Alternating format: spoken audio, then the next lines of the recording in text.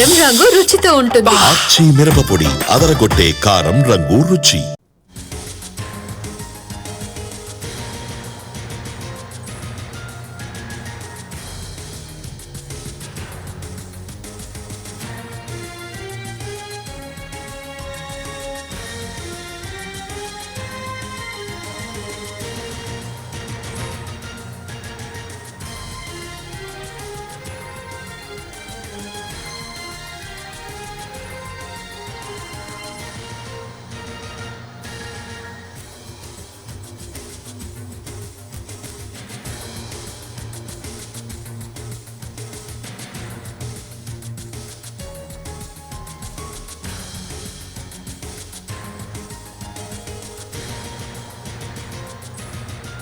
తెలంగాణలో ఎమ్మెల్యేల ఫిరాయింపులపై సుప్రీం కీలక తీర్పును వెలువరిస్తోంది. 3 నెలల్లో స్పీకర్ దీనిపైన నిర్ణయం తీసుకోవాలని సుప్రీంకోర్టు తీర్పులో చెప్పింది. ఇక అనర్హత పిటిషన్స్పై 3 నెలల్లో నిర్ణయం తీసుకోవాలని సుప్రీం కోర్టు ఆదేశించింది. మొత్తం ఈ కేసుకు సంబంధించి తెలంగాణలో ఎమ్మెల్యేల ఫిరాయింపులపై సుప్రీం ఇప్పుడు ప్రస్తుతం కీలక తీర్పును వెలువరిస్తోంది. 3 నెలల్లో స్పీకర్ నిర్ణయం తీసుకోవాలని సుప్రీంకోర్టు ఆదేశించింది. మొత్తం పార్టీలో గెలిచిన 10 మంది ఎమ్మెల్యేలు కాంగ్రెస్ పార్టీలో చేరారని, వాళ్లను అనర్హులుగా ప్రకటించాలంటూ కూడా సుప్రీంకోర్టును ఆశ్రయించింది బీఆర్ఎస్. పార్టీ మారిన వారిలో దానం నాగేందర్, అలాగే కడియం శ్రీహరి, తెల్లం వెంకట్రావు, పోచారం శ్రీనివాసరెడ్డి, బండ్ల కృష్ణమోహన్ రెడ్డి, కాల యాదయ్య, ప్రకాష్ గౌడ్, అరికపూడి గాంధీ, అలాగే గూడెం మహిపాల్ రెడ్డి, సంజయ్ కుమార్ ఉన్నారు. సో ప్రస్తుతం దానికి సంబంధించి సుప్రీంకోర్టులో కేసు తీర్పు ఈరోజు వెలువరిస్తూ ఉన్నారు. తెలంగాణలో ఎమ్మెల్యేల ఫిరాయింపులపై సుప్రీం కీలక తీర్పును వెలువరిస్తోంది. తెలంగాణలో పార్టీ ఫిరాయింపు ఎమ్మెల్యేల కేసుకు సంబంధించి సుప్రీంకోర్టు తీర్పు వెలువరిస్తోంది. దీనికి సంబంధించి పూర్తి సమాచారం మా ప్రతినిధి రాజు ఢిల్లీ నుంచి అందించేందుకు లైవ్లో సిద్ధంగా ఉన్నారు. రాజు, సుప్రీం తీర్పు సారాంశం ఏంటి?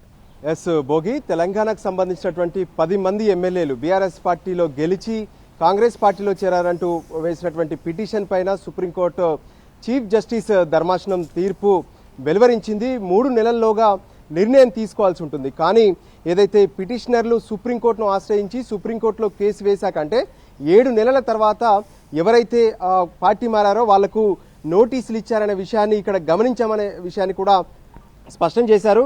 కానీ ఏదేమైనా ఏళ్ల తరబడి ఈ ఫిరాయించినటువంటి పిటిషన్లను స్పీకర్ కానీ చైర్మన్లు కానీ తమ వద్ద పెండింగ్లో పెట్టొద్దు, 3 నెలల్లో వీటిపైన నిర్ణయం తీసుకోవాలనే విషయాన్ని స్పష్టం చేశారు.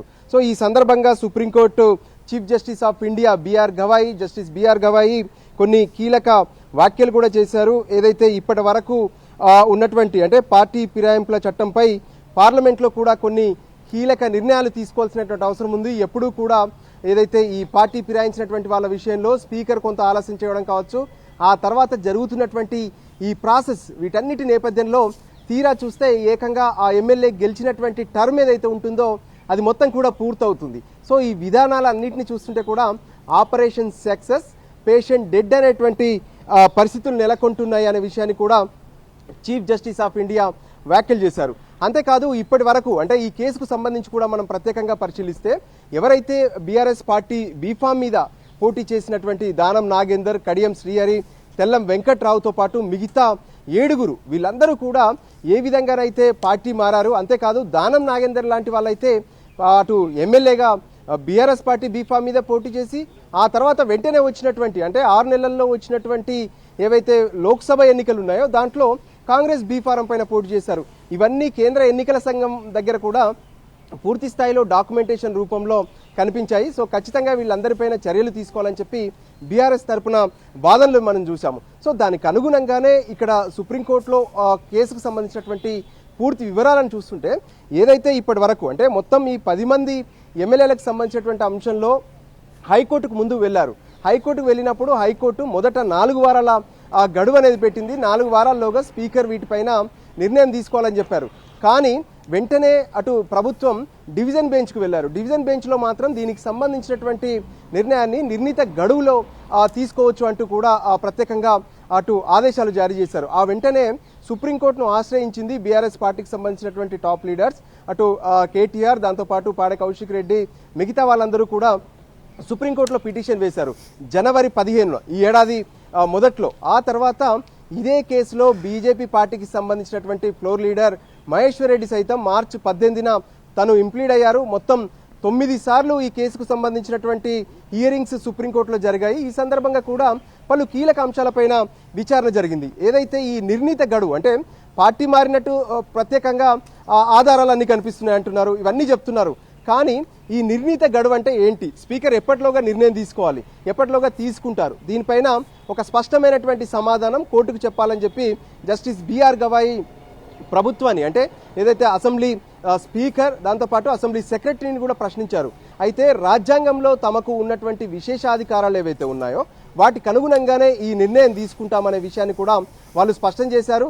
సో దానికి అనుగుణంగానే పూర్తిగా ఈ విచారణ ఇరువైపులా వాదనలు విన్న తర్వాత అంటే అటు రాజ్యాంగ పరంగా అని చెప్పి దీన్ని ఆలస్యం చేస్తూ ఉన్నారు, కానీ నిర్ణీత గడువు అనేది చెప్పండి అంటూ మరోవైపు, ఇంకోవైపు తమ పార్టీ ఎమ్మెల్యేలు స్పష్టంగా ఇతర పార్టీలో చేరినట్టు వాళ్ళ ఎన్నికల ప్రచారంలో పాల్గొంటున్నారు, ఎన్నికల్లో పోటీ చేస్తున్నారు, అయినప్పటికీ కూడా వాళ్ళపై ఎటువంటి చర్యలను స్పీకర్ తీసుకోవట్లేదు. సో ఖచ్చితంగా స్పీకర్ను ఆదేశించాల్సినటువంటి అవసరం ఉంది.